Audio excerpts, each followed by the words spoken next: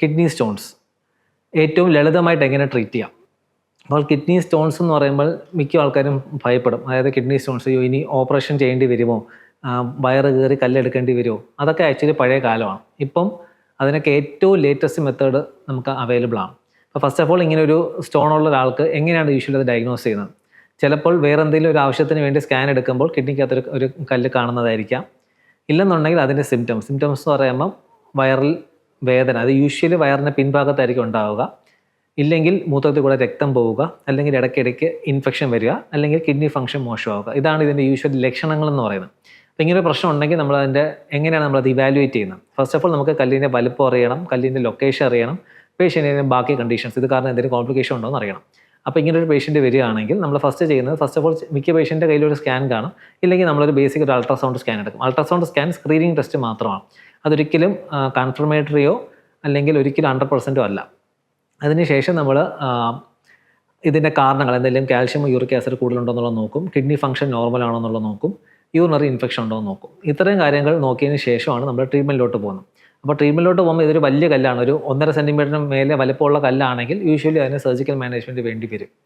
ഇല്ലാത്ത കല്ലുകൾക്ക് യൂഷ്വലി വേണ്ടി വരത്തില്ല. അപ്പോൾ നമ്മളൊരു മാനേജ്മെൻറ്റ് സ്ട്രാറ്റജി നോക്കിയിട്ടാണ് നമ്മൾ ഫർദർ ടെസ്റ്റ് ചെയ്യുന്നത്. അപ്പോൾ ഫർദർ ടെസ്റ്റ് എന്ന് പറയുമ്പോൾ യൂഷ്വലി CT സ്കാനാണ്. കാരണം CT സ്കാനാണ് കല്ലിന് 100% ഒരു റിസൾട്ട് കിട്ടുന്ന സ്കാൻ.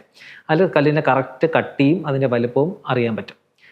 അപ്പോൾ നമ്മൾ എസ്പെഷ്യലി നമ്മളൊരു സർജിക്കൽ മാനേജ്മെൻറ്റിൽ പോകുകയാണെങ്കിൽ ഉറപ്പായിട്ട് CT സ്കാൻ വേണം. അപ്പോൾ ഇത്ര അതിന് ശേഷമാണ് നമ്മൾ ട്രീറ്റ്മെൻറ്റിലോട്ട്. അപ്പോൾ ട്രീറ്റ്മെൻറ്റ് എന്ന് പറയുമ്പോൾ ഞാൻ നേരത്തെ പറഞ്ഞ പോലെ എല്ലായ്പ്പോഴും സർജിക്കൽ ട്രീറ്റ്മെൻറ്റ് അല്ല. അപ്പോൾ നമുക്ക് കിഡ്നിക്കകത്ത് ഒരു തടസ്സവും ഇല്ലാതിരിക്കുന്ന ഒരു 1 സെൻറ്റിമീറ്ററിന് താഴെയുള്ള കല്ലുകളാണെങ്കിൽ അതിന് മെഡിക്കൽ മാനേജ്മെൻറ്റ് മതി.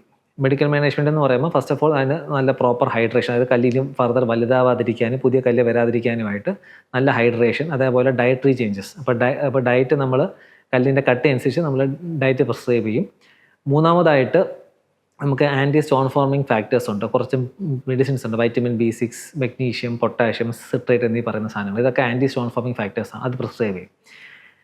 പക്ഷേ എല്ലാ കേസിലും ഇതുകൊണ്ട് ട്രീറ്റ് ആവണമെന്നില്ല. അതേപോലെ എസ്പെഷ്യലി പേഷ്യൻസിന് സിംറ്റംസ് ഉണ്ടെങ്കിൽ അപ്പോൾ നമ്മൾ ഇൻ്റർവെൻഷനിലോട്ട് വരും. ഇൻ്റർവെൻഷൻസ് എന്ന് പറയുമ്പോഴേക്കും നമ്മളിപ്പോൾ കല്ലിപ്പം ഒരു 1 സെൻറ്റിമീറ്ററിൻ്റെ മേലെ ഉള്ള കല്ലാണെങ്കിൽ സിംറ്റം ഉണ്ടെങ്കിൽ എന്തായാലും ട്രീറ്റ് ചെയ്യണം.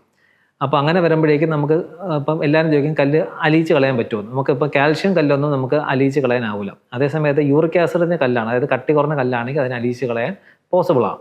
പക്ഷേ എല്ലാ കല്ലും അലിഞ്ഞു പോകണമെന്നില്ല. അപ്പം നമ്മൾ ഈ യൂറിക് ആസിഡിൻ്റെ കല്ലാണോ എന്നുള്ളത് എങ്ങനെ അറിയും? അത് അറിയുന്ന കല്ലിൻ്റെ കട്ടി വെച്ചിട്ടാണ്.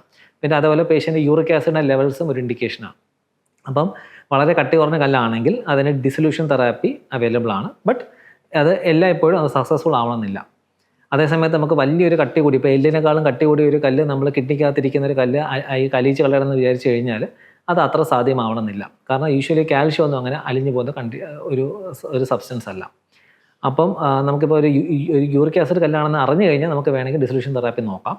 ഇല്ലെങ്കിൽ നമ്മൾ അല്ലാത്ത ട്രീറ്റ്മെൻറ്റിലോട്ട് പോകണം. അല്ലാത്ത ട്രീറ്റ്മെൻറ്റ് എന്ന് പറയുമ്പോഴേക്കും നമ്മളിപ്പം ഏറ്റവും അഡ്വാൻസ്ഡ് മെത്തേഡ് എന്ന് പറയുന്നത് RIRS ആണ്. RIRS എന്ന് പറഞ്ഞാൽ റിട്രോഗ്രേഡ് ഇൻട്രാറിനൽ സർജറി. അതായത് നമ്മൾ രോഗിയുടെ ശരീരത്തിൽ ഒരു പോറൽ പോലും ഇല്ലാതെ നമ്മൾ മൂത്രനാളിയിൽ കൂടി, മൂത്രവാഹിനി കുഴലിൽ കൂടി കിഡ്നിക്കകത്തോട്ട് ഒരു വളയുന്ന ടെലസ്കോപ്പ് ഇട്ട് കയറി, അതായത് നമ്മുടെ ഒരു പേനേൻ്റെ റീഫിലിൻ്റെ സൈസുള്ള ടെലസ്കോപ്പ് ഇട്ട് കയറുകയും കല്ലിനെ നേരിട്ട് കാണുകയും അതിനെ ലേസർ ഉപയോഗിച്ച് പൊടിച്ച് കളയുകയാണ് ഈ ചെയ്യുന്നത്.